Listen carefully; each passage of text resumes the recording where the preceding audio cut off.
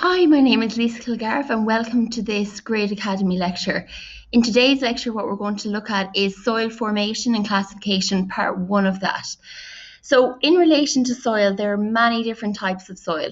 Some soils are more fertile, some soils are better at heating up, some soils are more suited to tillage, grazing, other ones are suited to forestry. So what we're going to explore in really this first section of the course is soils, the different characteristics of them, what makes a good soil, what makes a soil maybe that would need a little bit more encouragement due to fertilizers and all of that kind of stuff. And if you look at the picture here on the first slide, you can see very distinctively there is three different types of soils here. So the color is different. We can also see that in some of the soil samples here, they're grained up quite finely. And we'll be looking at that. We'll be looking at two main types of soil. We'll be looking at clay soils and we'll be looking at sandy soils and the different size of the particles in those. You can also see there's some clumps in some of the soils. And again, to a certain degree, yes, you do need a soil structure and you do need a certain amount of clumps, but too much clumps is going to lead to waterlogging. It's not going to allow air to move freely through the soil. And so therefore, that's going to prevent growth from occurring. So that's really what we're going to be looking at. But before we kind of get into soils, what we need to do is we need to look at the parent rock underneath the soils. And that's really what this lecture is about. So we have three different types of rock. We have igneous, sedimentary, and metamorphic rock. And what's really important is that you know briefly how each of them has been formed and an example within each. So within igneous, we have granite and basalt. Within sedimentary, we have sandstone and limestone. And within metamorphic, we have marble and we have slate. So depending in different areas, wherever you are in the country, the parent rock will be different. So in certain areas, igneous rock will be quite prominent. In other areas, sedimentary rocks, so on and so forth. So looking at igneous rock first of all, and igneous rock, the main two examples that we look at there are basalt and granite. Okay, so how did igneous rock formed? And the way I always think about it is three different types of rock is SIM. So think of the SIM card for your phone. So S, sedimentary, I for igneous, and M for metamorphic. So these were the first rocks ever formed on Earth. So they have been around for quite a while. And when we look at metamorphic rocks, we look at the fact that igneous rocks play a part in forming the metamorphic rocks. So they formed when magma cooled and it solidified. And how it solidified will form the different types of igneous rock. Okay. When the magma cools quickly, small crystals will form. So depending on how the magma cools, different sized crystals will form in the igneous rock. The characteristics of it, generally where you have igneous rock, you will have acidic soils. Okay, and acidic soils generally means that the pH of the soil is less than 7. If we look at an alkaline soil, the pH is greater than 7. And we'll also see that we have finely grained soils. So finely grained soils, to a degree, are quite good in relation to drainage and everything like that. But the problem with finely grained soils is that they can kind of clump together and they can lead to waterlogging. So it just depends on how the land is maintained to kind of prevent that. So the examples, as I've said already, are granite and basalt. So how did granite form? So granite cooled very slowly and gave large crystals, all right? And it's also acidic. Basalt cooled faster and there was lots of smaller crystals formed with basalt. So that's igneous rock. The next type of rock that we're going to have a look at is sedimentary rocks. So sedimentary rocks formed from sediments or from particles deposited in seabeds and lakes. They were compressed and compacted over many years. So compressed and compacted means that there's great pressure on them, and you're going to have, fossils, you're going to have different sediments, and over time there's great pressure from different layers building up, and that's how sedimentary rocks formed. So when you look at sedimentary rocks such as limestone, a lot of the time you would actually find kind of fossil remains in them simply because that's how they've been formed, and that's where the name comes from. So sedimentary rocks. Examples include sandstone, limestone, and shale. So I suppose one of the main areas where we would see limestone is in the Burren in County Clare. So that's a huge area of kind of exposed limestone, not really useful for agriculture. But it's very important for biodiversity because you do have quite a lot of unique animals and plants living there. But in terms of like grazing, tillage, things like that, it wouldn't be that useful. So the particle types found in sedimentary rock include sand, clay, fossils, and shells. So really what's important for sedimentary rock is that it is the sediments or small little particles compressed over many, many years. And you can see some examples of them there, okay? Metamorphic rocks then are the final type of rocks, and metamorphic rocks formed when sedimentary rocks and to a degree igneous rocks are exposed to great heat and pressure. And what will happen is, so we've talked about when sedimentary rocks form, they formed under great pressure, but when there's heat kind of thrown into that mix, then you're going to have metamorphic rocks forming. Examples are slate and marble. So I always think M for metamorphic rock, M for marble. So marble is probably the main example of it. And you can get marble in different areas, such as Kilkenny, parts of Galway, you can get it in Kerry. But it's really, really important that you just know very briefly how each rock forms, because each rock that forms will have, to a degree, will have certain characteristics on the soil that's formed over it. So we have three different types of weathering. We have physical, chemical, and biological weathering. Okay, so we're going to look at each of these now for a minute. And we're going to look at physical weathering first of all. The first type of weathering that we're going to look at in terms of physical is freeze-thaw action. Okay, so what I've put here is a diagram to explain freeze-thaw action. All right, if any of you do geography, you're probably well familiar with it, but it's fairly straightforward, and it is the main type of physical weathering. Just for any type of weathering, so the weathering is the breakdown of rock, and for any type of weathering, it doesn't happen overnight. It is something that needs to be repeated many, many times. Okay, physical weathering is probably the fastest type of weathering, simply because it's quite harsh. When we look at chemical and biological weathering, they take a lot longer to weather the rock. And why we need to weather the rock is because we need to break down the rock into smaller particles to introduce that to the soil. And so therefore it's going to influence the soil characteristics. So what happens with freeze-thaw action? So what we can see in diagram 1 is that naturally over time, due to pressure and due to weather conditions, cracks will appear in rock. So you can see one of them here in the photo. So water will eventually go into that rock. When we have lots of rain and lots of precipitation, water will go into that crack.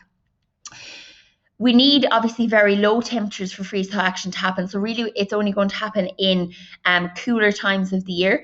But when water enters the rock, ice is going to form. And when water freezes, it does expand. So the ice will expand.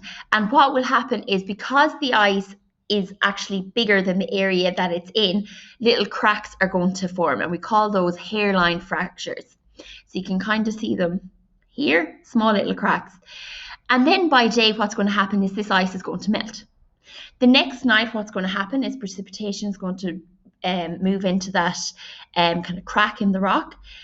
It's going to freeze, and then another crack is going to form. And constantly you have this ice is freezing, it's melting, it's freezing, it's melting. And every time it's doing that, more cracks are appearing in the rock. And eventually what will happen is the rock will break away.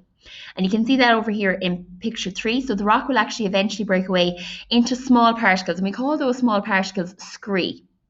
Okay, and over time they will be broken down by weather, such as wind, rain, precipitation, and they will, eventually form, I suppose, and be embedded in the soil. So that's freeze-thaw action.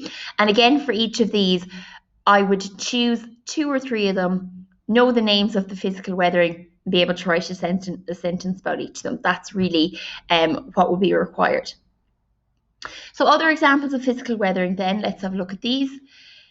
So activity of the roots is the next one, all right? So obviously roots are really important in plant growth. Depending on the size of the plant, different roots will, be different strengths and different lengths. So roots can penetrate cracks in the rocks and they can shatter them. Now, obviously, this is roots of, I suppose, large trees. But again, the larger the plant, the larger the root. And so there's more kind of pressure and they can kind of push through a little bit more.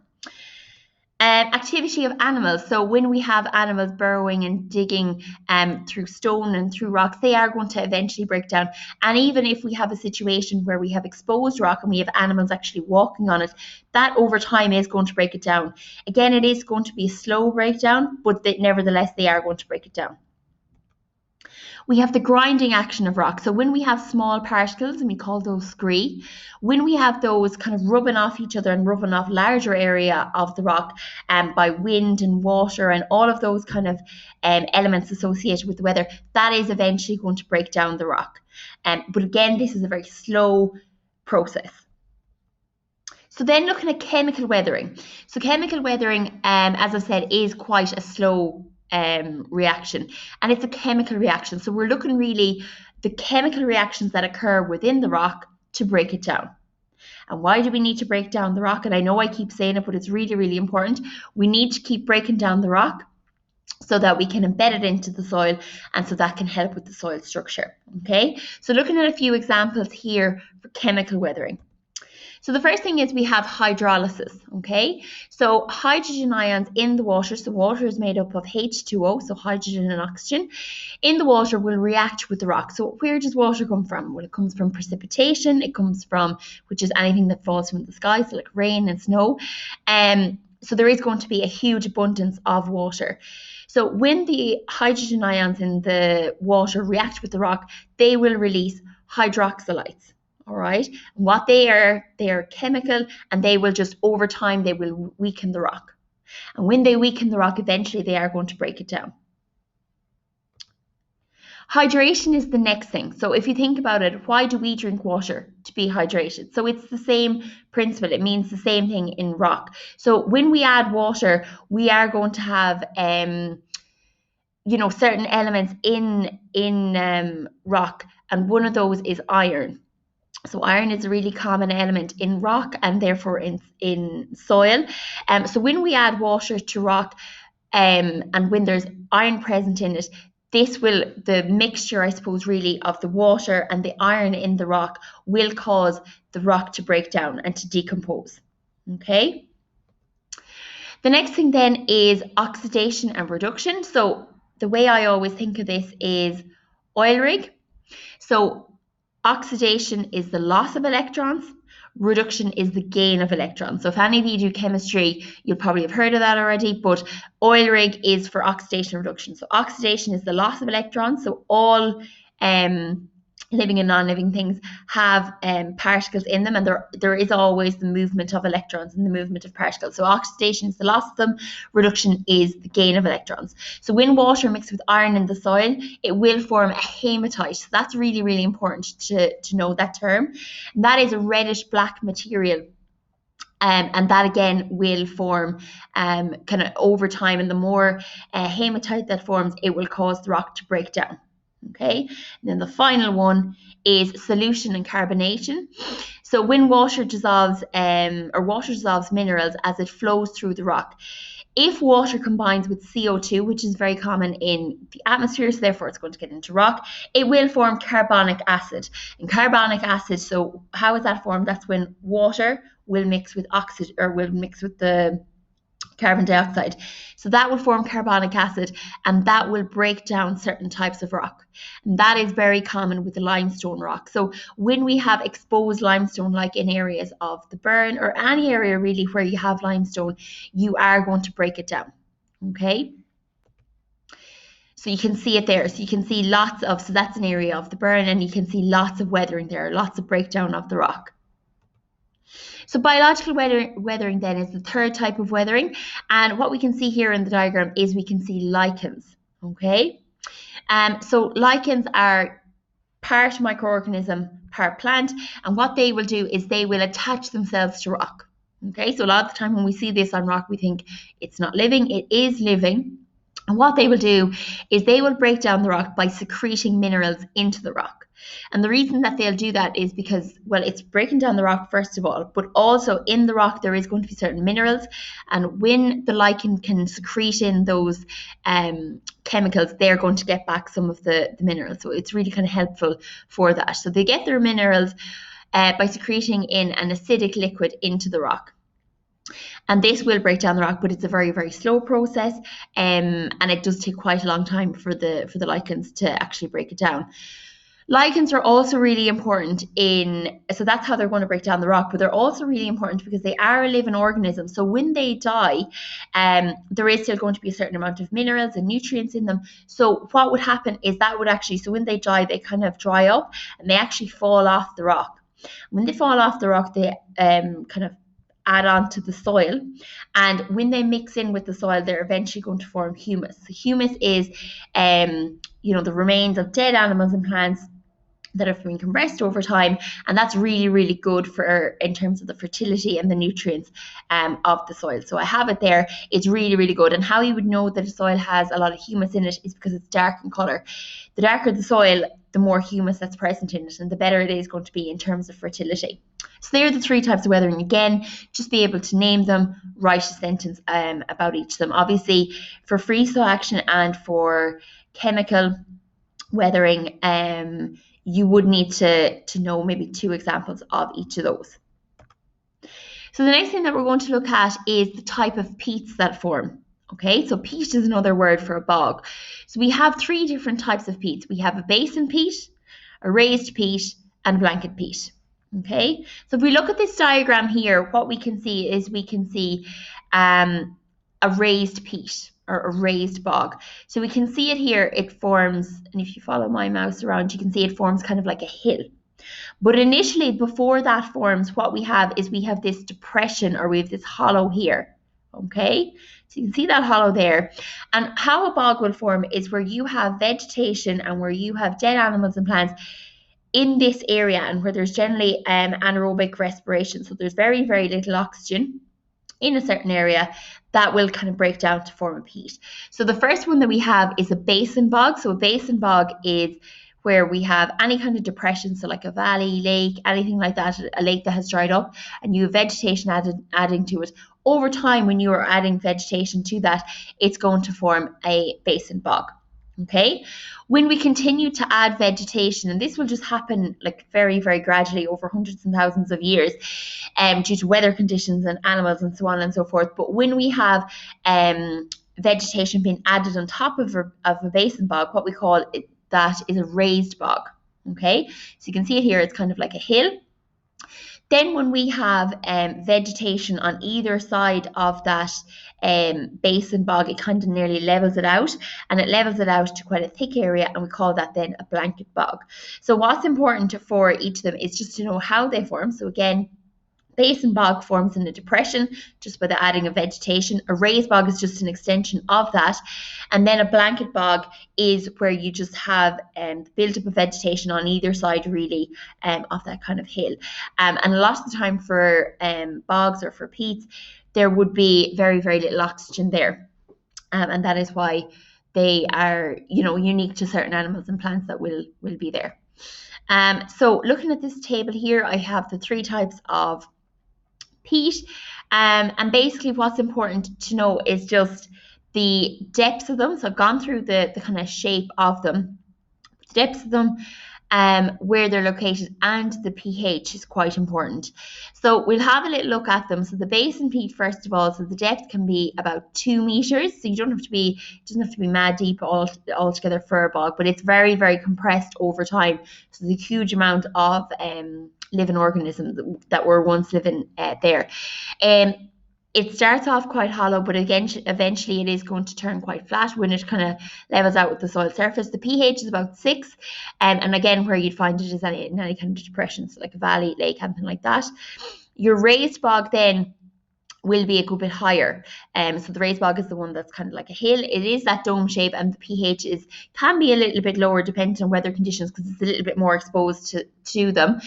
So it can be about 4 to 6. And again, where you would form that, it's formed really from the formation of valleys, lakes, but it's just kind of an extension of them. And then your blanket bog can be about 2 to 3 meters in depth. It is quite flat, and generally where you'd have it is at the kind of the bottom of hills and mountains, just kind of where it levels out. Okay, and that's just the names of them there. So finally, the last thing that I'm going to have a look at are the factors that are important in soil formation. And these are asked quite a lot. So there's 5 of them. I would learn the 5 of them. So the parent material is the first one. So the parent material is the type of rock really that it comes from. And that makes up 45% of the soil. And it will influence certain characteristics such as the pH, the texture of the soil, lots of different things like that. So the pH of the soil texture directly influenced really by the rock, the parent rock that's underneath. Okay, the next thing then is climate. So temperature and precipitation will contribute to the weathering of rocks, so especially precipitation. So we've got our freeze-thaw action, we've got wind, rain, all of that is going to have an influence on rock.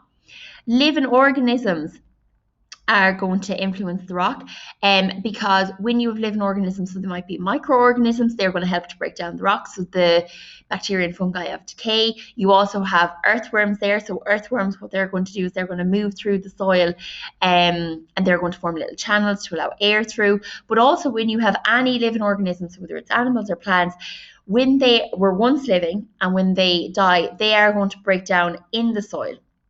And when they break down in the soil, they are going to form humus. And humus is something that will add to fertility and to soil structure. And why it adds to fertility is because there's the nutrients from your once living organisms. They have obviously now broke down, but there's still those nutrients there, so the soil is going to get some of that. And humus also adds to soil structure because it creates this crumb structure. So if you look at any soil type and you can break it up into like little breadcrumbs, we would say that that soil is very, very fertile. Okay. Topography then is the slope of the land. So where you have very, very steep slopes, so like mountainous areas, you are going to have a lot of erosion because you're going to have high wind activity and high rain there. And you know, the conditions are much harsher the higher the altitude. And then finally, the last one is time. So Irish soils are quite young as they were formed after the Ice Age. So that has obviously a lot got to do with the soil formation. So that is the first little part about soil formation. In the next video, what we'll have a look at is the classification of soil. So the different soil types, and what we'll be doing is we'll be looking at the diagram or the soil profile for each of them. Okay, so thank you for listening, and until the next time, happy learning.